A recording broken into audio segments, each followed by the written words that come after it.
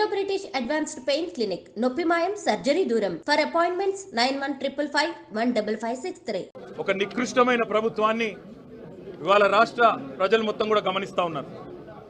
40 రోజులుగా చేయని తప్పుకు ఏ తప్పు చేయకపోయినా కేవలం తమ భూమి తమకే ఉండాలని కోరుకున్నందుకు తమ భూమిని ప్రభుత్వం గుంజుకుంటుంటే ప్రతిఘటించినందుకు మా భూమి మేము ఇయ్యం అని చెప్పిన పాపానికి ఇవాళ కొడంగల్ నియోజకవర్గంలోని లగచర్ల గ్రామానికి సంబంధించిన గిరిజన రైతులు, దళిత రైతులు, బలహీన వర్గాల రైతులను గత 30 రోజుల పైచిలకు జైల్లో పెట్టిన నికృష్టపు ప్రభుత్వం రేవంత్ రెడ్డి ప్రభుత్వం.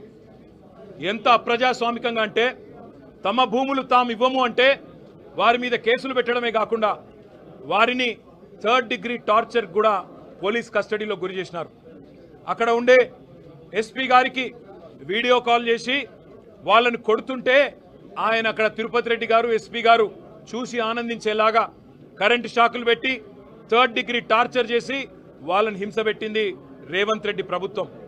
ఎంత నికృష్టమైన ప్రభుత్వం అంటే ముఖ్యమంత్రి సొంత నియోజకవర్గంలో రైతులు 35 రోజులుగా జైళ్లలో ఉంటే అది సబ్జెక్ట్ కాదట, అది చర్చనీయాంశం కాదట. కానీ పర్యాటక రంగానికి సంబంధించి చర్చ పెడతానంటున్న సన్నాసి రేవంత్ రెడ్డిని నేను అడుగుతా ఉన్నా, నీకు మనసుందా? నీకు హృదయం ఉందా? నీ నియోజకవర్గంలో నిన్ను ఓటేసి గెలిపించిన ప్రజలు, నిన్ను ఓటేసి ముఖ్యమంత్రిని చేసిన ప్రజలు జైళ్లలో ఉంటే సిగ్గు లేకుండా పర్యాటక శాఖకు సంబంధించి నేనేదో చేస్తాను, పాలసీ పెడతానంటూ ముందుకొస్తున్నావే, సిగ్గుందా అని అడుగుతా ఉన్నా. అయినా నీ ప్రభుత్వం వచ్చిన తర్వాత 2 రకాల పర్యాటకం కొనసాగుతున్నది. ఒకటేమో ఢిల్లీ పర్యాటకం, ఎక్కే విమానం దిగే విమానం తప్ప 1 రూపాయి కూడా వచ్చింది లేదు. సంవత్సర కాలంగా ముఖ్యమంత్రి 30 సార్లు ఢిల్లీ పోయినాడు, మంత్రుల్లో 70 సార్లు పోయినారు. కానీ 100 సార్లు పోయినా 100 పైసలు కూడా తెలంగాణకు తేలేని సన్నాసులు ఈ కాంగ్రెస్ ప్రభుత్వం వాళ్ళు. అదే మాదిరిగా రెండో పర్యాటకం బాగా ఉంది, అభివృద్ధి చెందుతున్నది అంటే జైళ్ళ పర్యాటకం. ఎవరు ఈయన మీద మాట్లాడితే వాళ్ళని జైల్లో పెట్టాలా. ఒకవైపు మీరు చూస్తూ ఉన్నారు కొడంగల్ రైతులు జైల్లో 35 రోజులుగా. అదే మాదిరిగా సోషల్ మీడియాలో ఎవరైనా పోస్ట్ పెడితే జైలు. ఆఖరికి ఎల్ఎన్టీ లాంటి ప్రముఖ సంస్థ, అంతర్జాతీయ సంస్థ, దాని CFO ఒక్క మాట అంటే మీ ఫ్రీ బస్ వల్ల మా రైడర్షిప్ తగ్గింది అంటే నిన్ను కూడా జైలుకు పంపుతాననే ఒక నియంతృత్వ పోకడ ఏదైతే ముఖ్యమంత్రి రేవంత్ రెడ్డి పోతా ఉన్నాడో ఆయనకు ఒకటే చెప్తా ఉన్నాం.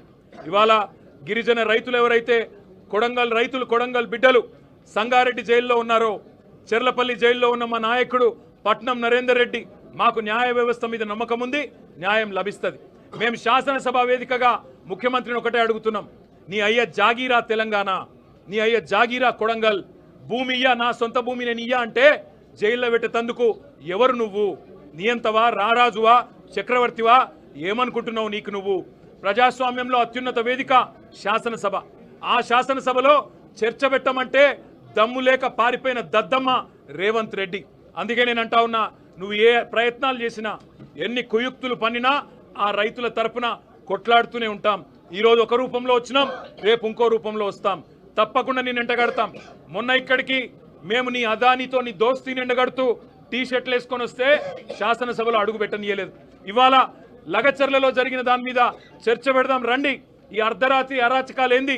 ఎందుకు ఆ గిరిజన ఆడబిడ్డలను దౌర్జన్యం చేసి భయపెట్టే ప్రయత్నం చేస్తున్నావు? మగవాళ్ళను జైలుకు పంపినావు, ఆడబిడ్డలనేమో ఇంటింటికి పోయి హింసిస్తున్నావు, బెదిరిస్తున్నావు అని అడిగితే సమాధానం చెప్పే సత్తా లేని సన్నాసి ప్రభుత్వం ఇవాళ అసెంబ్లీని వాయిదా వేసుకొని పారిపోయే ప్రయత్నం చేసింది. మేము మీ ద్వారా, గౌరవ మీడియా మిత్రుల ద్వారా కూడా రాష్ట్ర ప్రజానికానికి, ముఖ్యంగా కొడంగల్ ప్రజలకి మేము ఒకటే చెప్పదలుచుకున్నాం, మీ తరపున మేమున్నాం, మీ తరపున కేసీఆర్ గారు ఉన్నారు. ఎన్ని రకాల క్షోభ పెట్టే ప్రయత్నం రేవంత్ రెడ్డి ప్రభుత్వం చేసినా తప్పకుండా మీకు అండగా నిలబడతాం. ఇవాళ కేవలం జైళ్లలో పెట్టడమే కాదు, అరాచకం చేస్తూ ఉన్నారు. ఈ రోజు కూడా లగచర్లలో ఫార్మా విలేజ్ అనే ప్రతిపాదనను వెనుకకు తీసుకున్నట్టుగా తీసుకొని మరొక వైపు పారిశ్రామిక కారిడార్ పేరిట భూములు గుంజుకునే ప్రయత్నం చేస్తూ ఉన్నారు. అక్కడ ఉండే కుటుంబ సభ్యులను, రైతుల కుటుంబ సభ్యులను బెదిరించే ప్రయత్నం చేస్తూ ఉన్నారు. ఇంకా కొంతమంది ఎవరైతే పరారీలో ఉన్నారో వారిని ఇంకా కూడా వేధిస్తూ ఉన్నారు, వారి కుటుంబ సభ్యులను బెదిరిస్తూ ఉన్నారు. ఈ రాష్ట్రంలో జరుగుతున్నది ఒక ప్రజాస్వామ్య ప్రభుత్వమా లేక ఒక నియంత ప్రభుత్వమా, ఒక అరాచక ప్రభుత్వమా అనేది మేము అడుగుతా ఉన్నాం. శాసనసభ వేదికగా తప్పకుండా ఈ ప్రభుత్వాన్ని నిలదీస్తాం నిజాలు బయటికి వచ్చేంత వరకు. ఈ లగచర్ల ఎందుకు జరిగింది, అసలు అనుముల తిరుపతి రెడ్డి కనుసన్నల్లో అక్కడ పోలీసులు ఎందుకు నడుస్తున్నారు, అనుముల తిరుపతి రెడ్డి కనుసన్నల్లో అక్కడ అధికారులు ఎందుకు పనిచేస్తున్నారు, ఒక రాజ్యాంగేతర శక్తిగా రేవంత్ రెడ్డి అన్న అనుముల తిరుపతి రెడ్డి అక్కడ ఎట్లా ఊరేగుతున్నాడు 200 మంది పోలీసులను పెట్టుకునే విషయాన్ని రాష్ట్ర ప్రజల దృష్టికి తప్పకుండా తీసుకొస్తాం. కొడంగల్ రైతన్నలకు, కొడంగల్ గిరిజన బిడ్డలకు మేము ఒకటే విజ్ఞప్తి చేస్తా ఉన్నాం, న్యాయస్థానం మీద తప్పకుండా మనందరికీ విశ్వాసం ఉంది, న్యాయం లభిస్తుంది. ఇప్పటికే మీరు 35 రోజులు శిక్ష అనుభవించినారు, మీకు తప్పకుండా న్యాయం లభిస్తుంది, మీరు భయపడవద్దు. కేవలం కొడంగల్ ఒకటే కాదు, ఇవాళ మా జహీరాబాద్ ఎమ్మెల్యే మాణిక్రావు గారు చెప్తా ఉన్నారు, అక్కడ న్యాల్కల్లో కూడా గొడవ జరుగుతూ ఉంది, అక్కడ కూడా రైతులు మేము భూములు ఇవ్వమంటున్నారు, కానీ అక్కడ కూడా బలవంతంగా గుంజుకునే ప్రయత్నం జరుగుతూ ఉంది. అసలు ఈ పరిస్థితి ఎందుకు వచ్చింది ప్రభుత్వం ఆలోచన చేసుకోవాలి.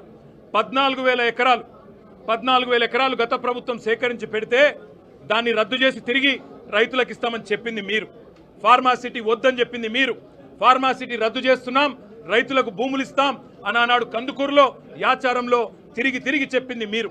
ఇవాళ ఇటు హైకోర్టును మోసం చేస్తున్నారు, అటు రైతులను మోసం చేస్తున్నారు, జైళ్లలో పెట్టి వారి కుటుంబ సభ్యులను బెదిరించే అప్రజాస్వామిక పనులు చేస్తూ ఉన్నారు. తప్పకుండా మీ భరతం రాష్ట్ర ప్రజలు పడతారు, ముఖ్యంగా రాష్ట్ర రైతులు పడతారు. అప్పటిదాకా తప్పకుండా మీ తరపున బీఆర్ఎస్ పార్టీ పోరాడుతూనే ఉంటుంది.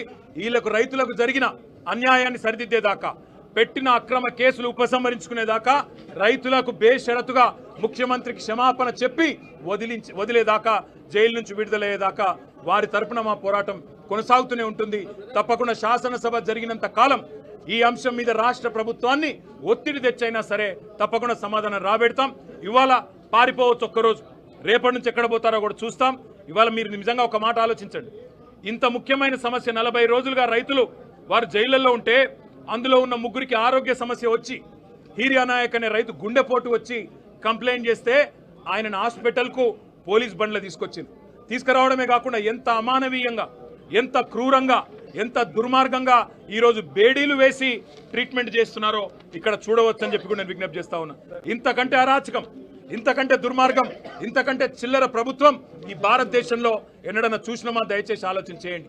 గుండె నొప్పి వచ్చింది, ఛాతీ నొప్పి వచ్చింది అనే రైతుకి బేడీలేసి ట్రీట్మెంట్ చేసే ఒక దిక్కుమాలిన నికృష్టపు ప్రభుత్వాన్ని తప్పకుండా ఎండగడతాం. శాసనసభలోనే వారిని తప్పకుండా నిలదీస్తామనే మాట మళ్ళొక్కసారి మీ అందరి ద్వారా తెలియజేస్తూ, ఆ రైతులకు న్యాయం జరిగేదాకా వదిలిపెట్టాం, ఈ ప్రభుత్వాన్ని నిలదీస్తూనే ఉంటాం.